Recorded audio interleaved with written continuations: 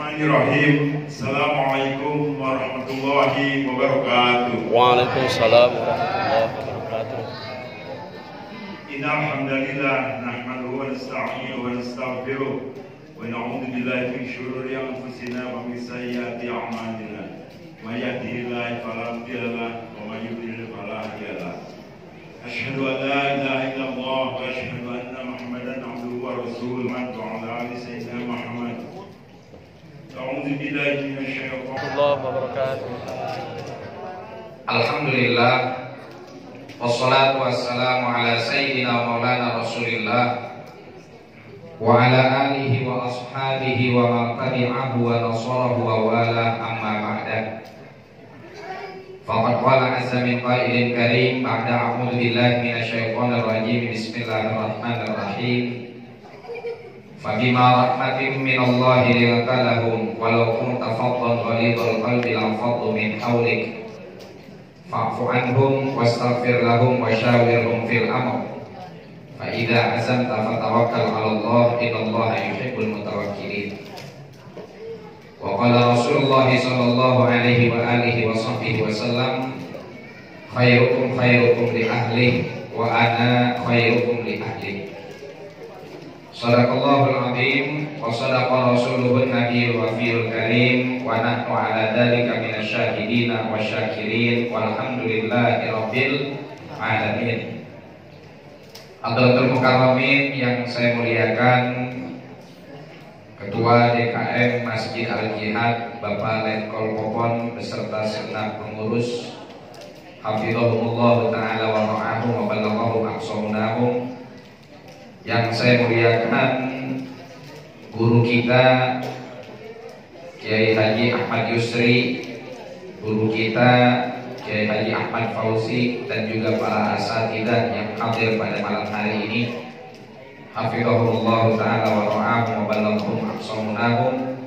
Juga yang saya muliakan para sesepuh Masjid Al-Jihad, Bapak Haji Tanwir, Bapak Gustaman, para sadah, dan juga bapak-bapak, ibu-ibu, remajawan, remajawati, dan juga dari Gen Z dan Gen Alpha dan semua yang hadir pada malam hari ini.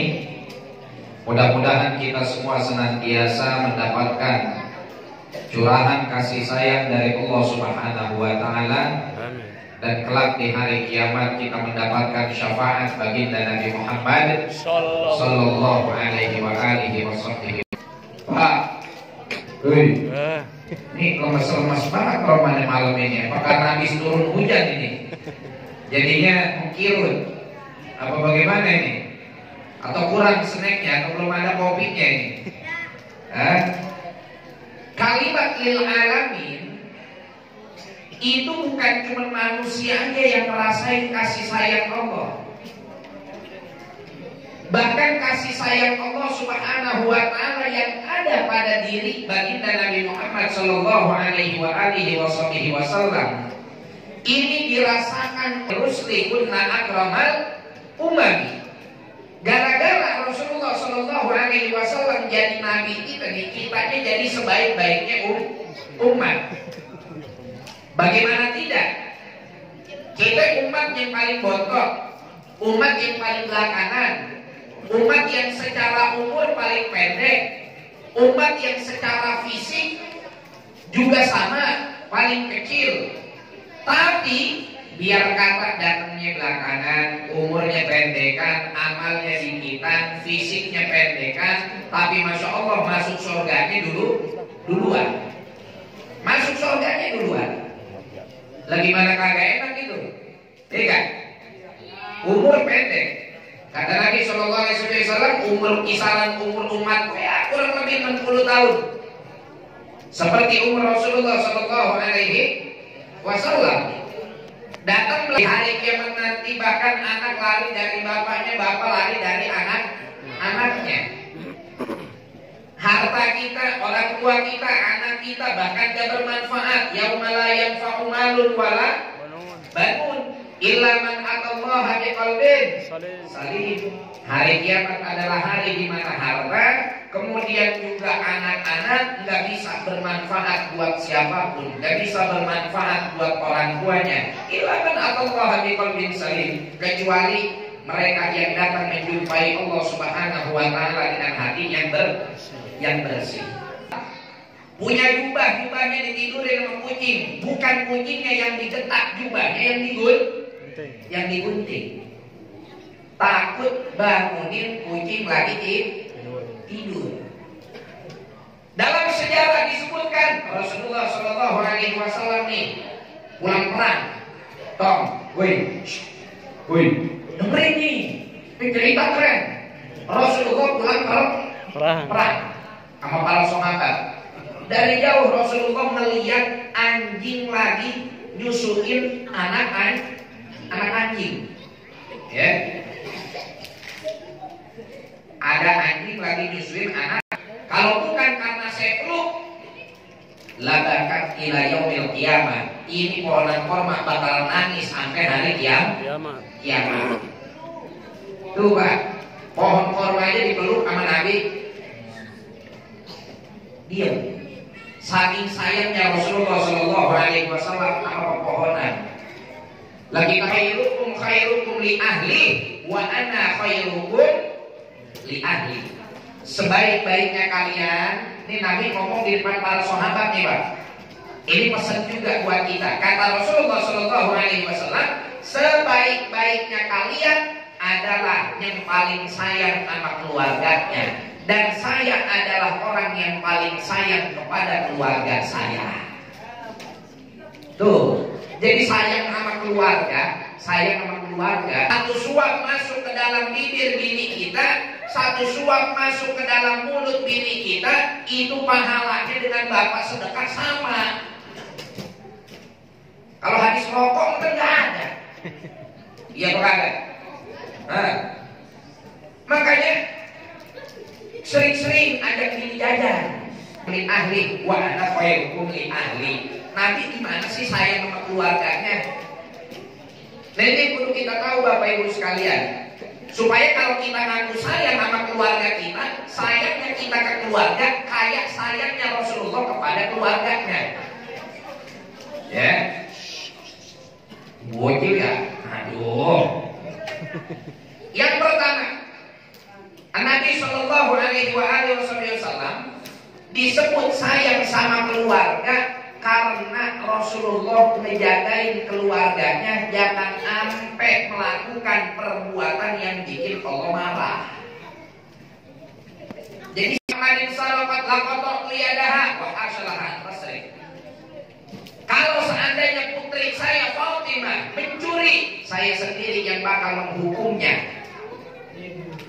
Walaupun kita percaya dan kita yakin gak mungkin sosok seperti Sayyidatina Fatimah Az-Zahra Al-Batul radhiyallahu ta'ala anha wa ardhaha akan melakukan tindakan yang seperti itu. Jangan kata nyolong, kelihatan sama orang aja kagak pernah. Jangan kata nyolong, jangan kata berbuat yang gak baik-baik. Ngelihat orang asing aja beliau malunya luar biasa. Ya, beliau bilang di antara faedah guru ngedidik anak dengan cara disentil.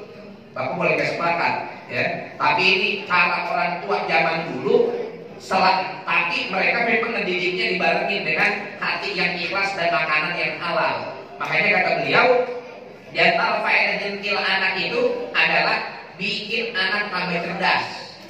Kata ulama dulu nih, kalau kata ulama zaman sekarang, ya, itu adalah pelanggaran terhadap hak anak, ya. Karena ulama itu udah diakrofin mayonesko, tahu masih apa kali udah biarin anak kita timbang satu butir doang. Rasulullah Pak begitu satu butir masuk ke dalam mulut Sayyidina Hasan, Sayyidina Husain, kata Rasulullah, lepein. Ini adalah korma zakat, kagak halal buat Nabi Muhammad dan keturunan Nabi Muhammad. Lepein. Dilepein sama Sayyidina Hasan, Sayyidina Husain.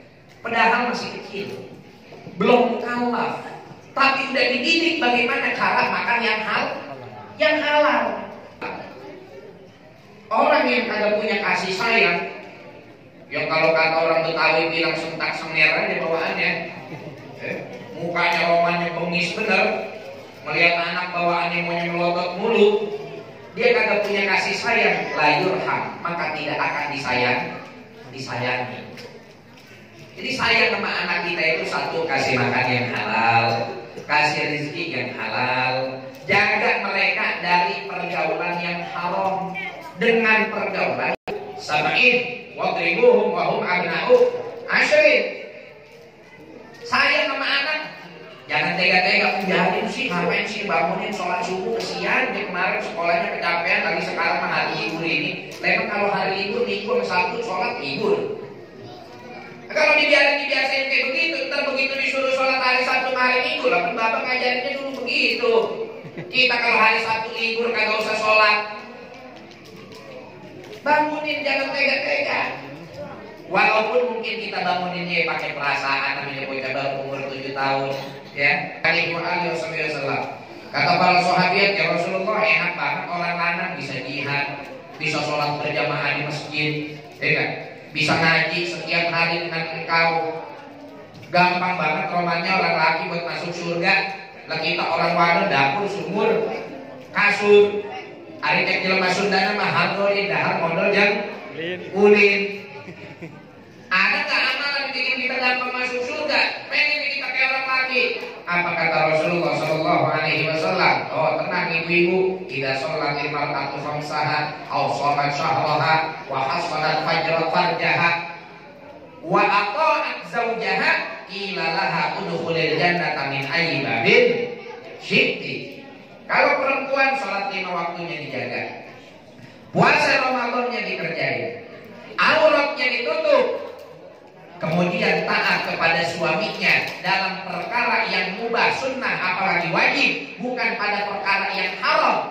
Kalau perkara yang haram gak boleh taat sama suami. La ta'ata li makhluqin fi maksiatil khaliq.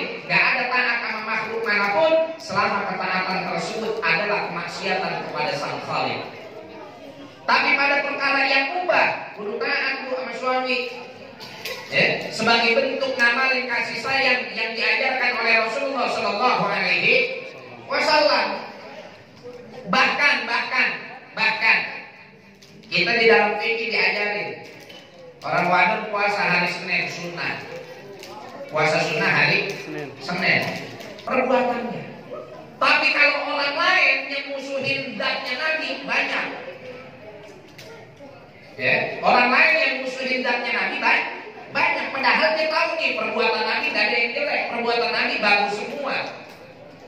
Tapi mereka tetap membuli Rasulullah, tetap menghina Rasulullah, ngatain Rasulullah dukun, tukang santet, orang gila dan lain-lain sebagainya. Padahal perbuatan Rasulullah gak ada satupun yang menunjukkan dan membuktikan tuduhan tersebut. Tapi Nabi Shallallahu Alaihi Wasallam tidak memusuhi zat, enggak musuhin orang. Yang Nabi musuhin perbuatan. Kapan tuh orang perbuatannya udah dilepasin, udah ditinggalin, diterima sama Nabi?